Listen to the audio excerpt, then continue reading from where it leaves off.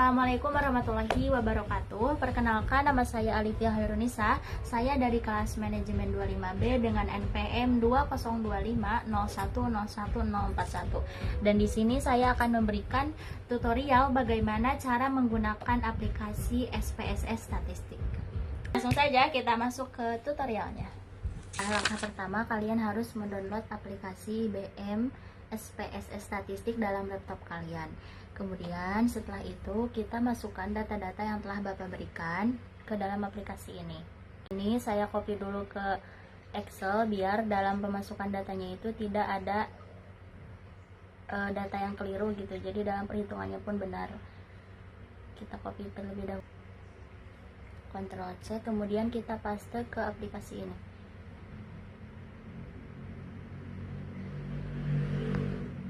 Kita pindah ke variabel view, kemudian kita ganti nama name ini menjadi X1,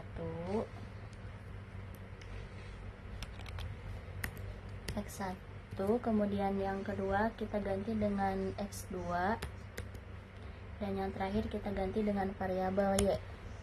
Nah, setelah itu desimal yang kolom ini kita ganti dengan 0 semua ya guys. Kita ganti dengan 0. Kemudian yang kedua juga sama. Nah, setelah itu kita measure-nya itu ganti dengan scale, sama semuanya, ganti dengan scale. Kemudian ini juga ganti dengan scale. Nah, kita ganti label ini dengan variabel yang sesuai dengan Bapak kasih dalam soal. Nah, kita ganti label ini X1 nya itu dengan pelatihan, kemudian yang keduanya itu disiplin kerja, dan yang terakhir kita ganti dengan produktivitas. Nah, setelah itu kita pencet analisis.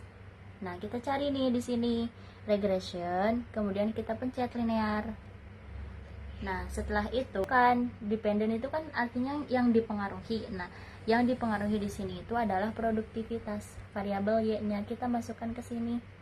Kemudian yang mempengaruhinya itu ada dua, ada X1 sama X2. Kita masukkan ini. Kita pencet shift ya, biar langsung. Nah, jadilah seperti ini. Kemudian setelah itu kita pencet OK. Dan nah, ada data yang telah aplikasi SPSS ini cerna gitu. Jadi kita tuh di sini dapat melihat variabel yang mempengaruhi sama yang dipengaruhi. Nah, langsung saja ya ke penjelasan yang pertama. Itu ada kolom model summary. Nah, berdasarkan tabel model summary ini diperoleh nilai R-nya itu sebesar mohon maaf guys. Nah, sebesar 0,67 atau 6,7% ini tuh ya. Nah, ini tuh menunjukkan bahwa variabel independen yang terdiri dari pelatihan dan latihan kerja ini mampu menjelaskan variasi pada variabel dependen sebesar 6,7%. Nah, sementara itu sisanya itu sebesar 93,3%. Setelah itu ada yang kedua ada tabel ANOVA. Berdasarkan tabel ANOVA, UJF ini digunakan untuk melihat pengaruh variabel independen secara simultan terhadap variabel dependen. Diketahui nilai signifikannya itu, nah, nilai signifikannya itu 0,39.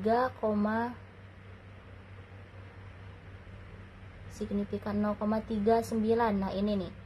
Nah, diketahui nilai ininya itu 0,391 karena nilai signifikan tersebut lebih besar dari 0,05, maka dapat disimpulkan bahwa secara bersama-sama atau simultan variabel pelatihan dan latihan kerja ini tidak memiliki pengaruh yang signifikan terhadap produktivitas kerja.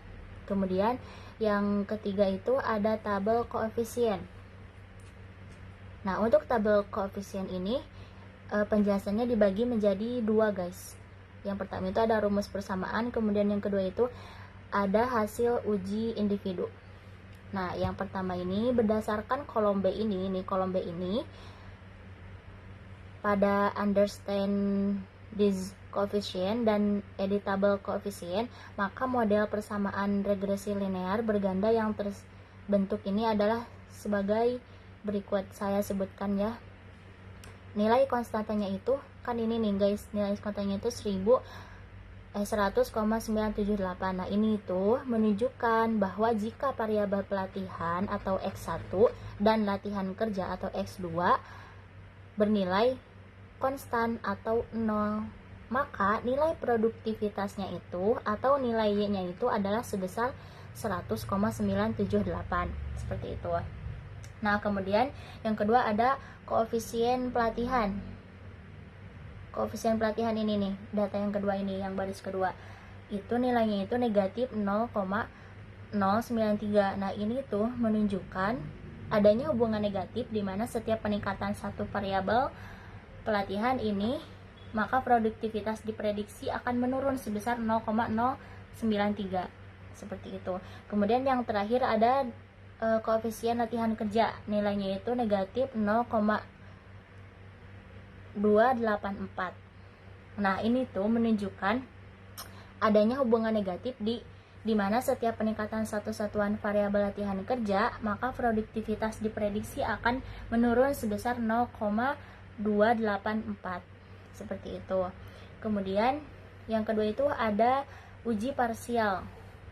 Nah, uji T ini dilakukan untuk melihat pengaruh masing-masing variabel independen secara parsial terhadap variabel dependen dengan ketentuan jika nilai sig-nya itu lebih kecil dari 0,05, maka berpengaruh signifikan. Ini tuh nih, yang pertama pengaruh pelatihan atau X1 ini tuh diperoleh nilai sig-nya itu sebesar 0, nah ini nih, nilai ini nih, pelatihan ini sebesar 0,68 hiji. Nah, itu tuh lebih besar dari 0,05. Jadi nilai 0,68 hiji itu lebih besar kan dari 0,05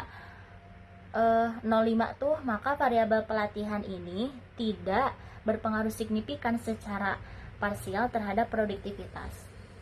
Kemudian yang kedua ada ini pengaruh pelatihan kerja atau X2. Nah, atau X2 ya. Diperoleh nilainya itu, nilai signifikannya itu sebesar 0,202. Nah, ini nih, yang ini nih, 0,02. Karena 0,202 ini lebih besar dari 0,05, maka variabel latihan kerja ini tidak berpengaruh signifikan secara parsial terhadap produktivitas. Soalnya kan lebih besar ya, 0,202 dari 0,05. Jadi nggak berpengaruh signifikan secara parsial terhadap produktivitas ini. Nah, secara keseluruhan, jadi dapat kita simpulkan bahwa hasil analisis regresi ini menunjukkan bahwa baik secara parsial ataupun simultan ya, variabel pelatihan dan latihan kerja ini tidak mempunyai pengaruh sedikit pun, tidak mempunyai pengaruh yang signifikan terhadap produktivitas pada sampel data ini. Nah, dengan tingkat kontribusi pengaruh yang tergolong lemah, yaitu hanya sebesar 6,7%. Seperti itu guys. Mungkin cukup sekian dari saya.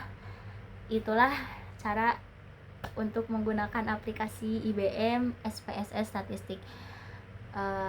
Mohon maaf jika banyak tata cara atau tutorial yang keliru gitu guys ya, karena saya juga masih belajar. Sekian, terima kasih. Wassalamualaikum warahmatullahi wabarakatuh.